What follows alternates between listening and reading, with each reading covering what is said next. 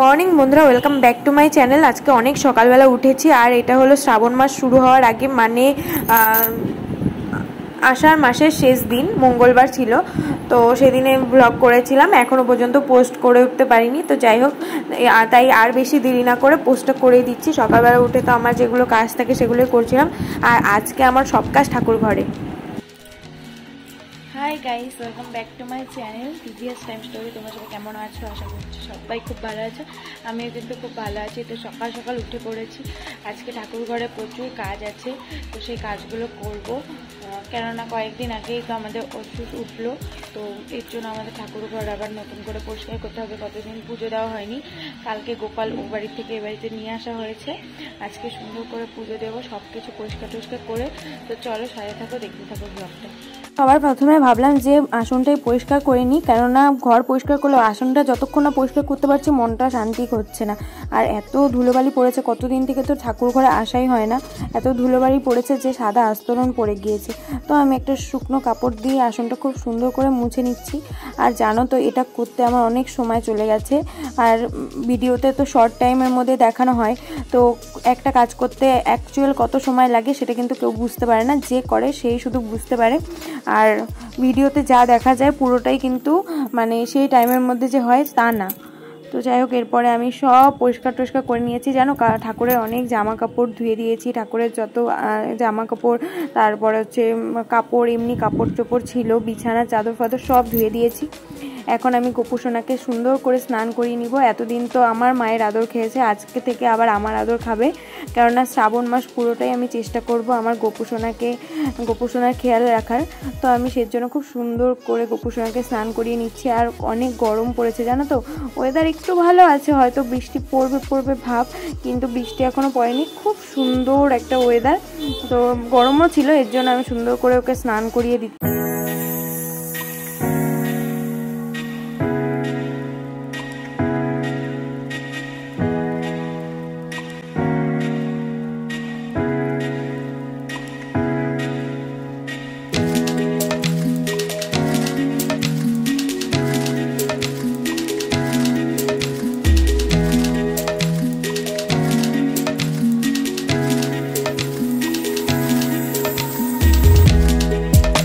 আর ও তো কথা বলতে পারে না, কিন্তু ওর হাসিতেই বুঝিয়ে দেয় ও কোনটাতে খুশি। উষোনাকে স্নান করিয়ে নেওয়া হয়েছে। আর জানো তো, সকাল সকাল পুজো দিলে মনটা এত ফ্রেশ হয় কি বলবো। আর তারপরে এই যে আমি জানালার পাশে দাঁড়িয়ে গপুকে মুছিয়ে দিচ্ছিলাম, আর ওকে একটু জানালার বাইরেও দেখাচ্ছিলাম। আর জানো তো, আমি ওকে সবসময় ঘরের মধ্যে রাখি না, একটু বেরো করি, কারণ আমার খুব ভালো লাগে। আর আমি ওকে একদম আমার মানে একটা ছোট বাচ্চা থাকলে আমি যেরকম আদর করতাম সেরকমই আদর করি, একটুও কম আদর করি না। তারপর আমি একটু ঘরে এসেছিলাম। ঘরে এসে দেখো, আমি বাইরের ওয়েদারটা দেখাচ্ছিলাম। আর এরই মধ্যে একটু বৃষ্টি হয়ে গেল। তো বৃষ্টির মধ্যে তোমাদের একটু দেখিয়ে দিচ্ছিলাম। আর ছাদে আসলাম আমি আবার ওপরে, কেননা গোপুসোনাদের যে ড্রেসগুলো ধুয়ে দিয়েছিলাম সেগুলো একটু মেলে দিতে হবে। আর এগুলো শুকাতে না বেশি সময় লাগে না, খুব বেশি হলে 1 ঘন্টা লাগবে। আর ছোট ছোট জামা কাপড় তো খুবই তাড়াতাড়ি শুকিয়ে যায়। এখন আমি সবগুলো আস্তে আস্তে মেলে দেবো, আর অনেকটা জায়গা লাগে।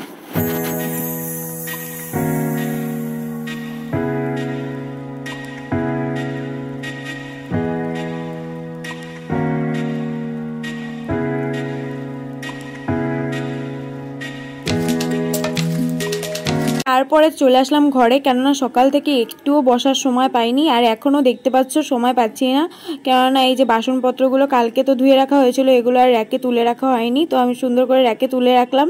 আর এখন আমি খাচ্ছি একটু চিয়া সিডস ভেজানো জল, যেটা না খেলে আমার সকালটা অসম্পূর্ণ মনে হয়। তো আমি সেটাই খেয়ে নিচ্ছিলাম। এরপরে চলে যাব আমার ঘরে বিছানা তুলতে, যেটা না তুললে আমার একদমই ভালো লাগে না।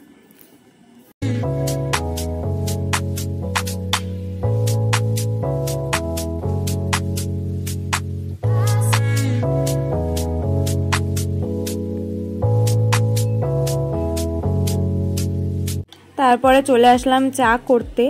তো আমি আর আমার বর এখন গ্রিন টি খাবো। আর শ্বশুর শাশুড়ি এখনও ওপরে আসেনি, রান্নাঘরে আসেনি। তো ওরা যখন আসবে তখন আবার ওদের চা করে দেবো। তো আমি যেহেতু আজকে অনেক সকালে উঠেছি, আর আমি উঠে পড়েছি দেখে তোমাদের দাদা ভাইও উঠে পড়েছে, তো দুজনে একটু চা খাচ্ছিলাম। তারপরে এই যে আমাদের নতুন সংসারের লিস্ট করছিলাম।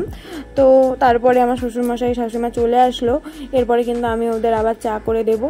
ফার্স্টে আমি শ্বশুরমশাইকে একটু গরম জল দিয়ে দিই, কেননা গরম জল খায় উনি প্রথমে এসে। তারপরে ওই চিনি ছাড়া দুধ চা, তো চিনি ছাড়া দুধ চা হয়ে গেছে। এরপরে আবার আমার শাশুড়িমার জন্য ওই চাতেই একটু চিনি দিয়ে আর কি চা করে দিই। শাশুড়িমা আবার চিনি ছাড়া চা খেতে একদমই পারে না। আর আমাদের বাড়িতে সকাল সকাল কিন্তু একদম চায়ের পুরো পর্ব চলে 10টা অবধি, 10টা পর্যন্ত। তারপরে শুরু হয় অন্য খাওয়া দাওয়া। তো এই দেখো আমি একটু লেখালেখি করছিলাম, মানে লিস্ট করছিলাম। লিস্ট করা তো তখনও হয়নি, তো পরে আমি কমপ্লিট করেছি লিস্টটা।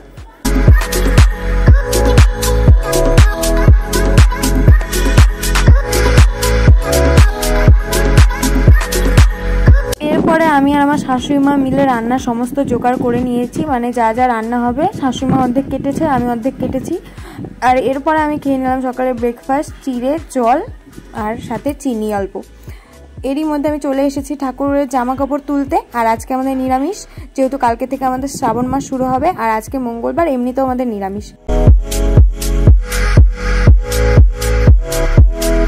দেখতে পাচ্ছ আমসত্ত্বগুলো, এগুলো আমার শাশুড়িমা বানিয়েছে, তাই রোদ্রে দিয়ে দিলাম। তারপরে জামা কাপড়গুলো সব ঘরে নিয়ে আসলাম ভাঁজ করতে। এরই মধ্যে তোমাদের দাদাভাইও চলে এসেছে বাড়িতে। এখন বাজে ওই 2-3টে মতো। তোমাদের দাদাভাই এখন খাবে, আমিও খাবো। তো ও বললো একটা পাঁপড় সেঁকে দাও, আমি খাবো। তো ও ভাজা পাঁপড়ের থেকে সেঁকা পাঁপড়ই বেশি খায়, ভালো খায় আর কি। তো ওকে ভাত দিয়ে দিয়েছি, এখন আমি আমার জন্য ভাত বেড়ে নিচ্ছি। জানো সব কিছুই ভালো লাগে, কিন্তু এই ভাত বেড়ে খেতেই ভালো লাগে না। অন্য দিন তো শাশুড়িমা বেড়ে টেড়ে দেয়, আজকে উনি একটু ব্যস্ত, এর জন্য আজকে আর বেড়ে দেননি। তো এখানে আমার একটা সুন্দর পার্সেল চলে এসেছে, অবশ্যই দেখাবো কি এসেছে, সব কিছুই শেয়ার করবো। তারপরে আমি আবার ফ্রেশ হয়ে চলে আসলাম ঠাকুর ঘরে, কেননা জামা কাপড়গুলো গুছিয়ে রাখতে হবে। তারপরে যখন সন্ধ্যাবেলা আবার সন্ধ্যেবাতি দিতে আসবো, তখন তাহলে অত কাজ থাকবে না। তাই ভাবলাম সব কিছু একদম রেডি করে রেখে যাই। আর জানো আমার না কাজ ফেলে রাখতে একদমই ইচ্ছে করে না, মানে আমি যে একটা কাজ ফেলে রেখে আমি ঘুমোবো, সেই ঘুমটাই আমার ধরবে না। তো এর জন্য আমি সমস্ত কাজ করে নিই আগে ভাগে। তারপরে এই বিকেল টাইমে তোমাদের দাদাভাইয়ের সাথে একটু বেরোলাম, কাজ ছিল।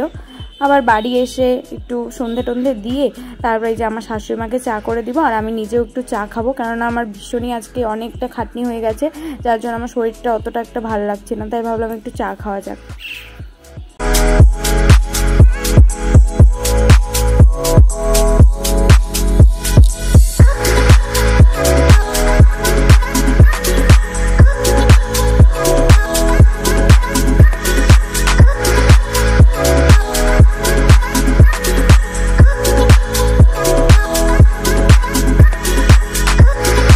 চা কমপ্লিট। তো এখন আমি নিচে শাশুড়িমার ঘরে শাশুড়িমাকে দিয়ে এসে তারপরে আমি নিজে চা নিয়ে ঘরে বসে শান্তি করে খাবো। সত্যি কথা বলতে নিজের ঘরে নিজের বিছানার মতো শান্তি যেন আর কোথাও নেই, কোথাও পাই না। এর জন্য এতক্ষণে ফ্রি হলাম, এখন চা খাবো বসে একটু, সত্যি আর ভালো লাগছে না। সো গাইস দেখতেই পারলে আমি রেস্ট নিয়ে আবার রান্নাঘরে চলে এসেছি। তোমাদের দাদাভাই চলে এসেছে, ও হচ্ছে আলু ভাজা খাবে, ভাত খাবে একটু, কেননা কালকে তো একাদশী, কালকে তো কিছু খাওয়া মানে ভাত খাবে না, তাই হচ্ছে আজকে একটু ভাত আছে, ভাত আলু ভাজা ডালটা হাবি জাবি এসব দিয়ে খাবে। আর আমি একটু রুটি খাবো, শাশুড়ি মাও রুটি খাবে, শ্বশুরমশাই তো রুটি খাবেনি। তো চলো তাড়াতাড়ি ওগুলো করে নিই, আমি করবো সব। চলো তোমাদের সাথে সব শেয়ার করবো। তারপরে চা খাওয়ার পরে তো আর রান্নাঘরে আসা হয়নি, তাই চায়ের বাসন টাসনগুলো মাজা হয়েছিল না, তো মেজে টেজে রাখলাম। এখন দেখো তোমাদের দাদাভাই আলু সিদ্ধ করবে।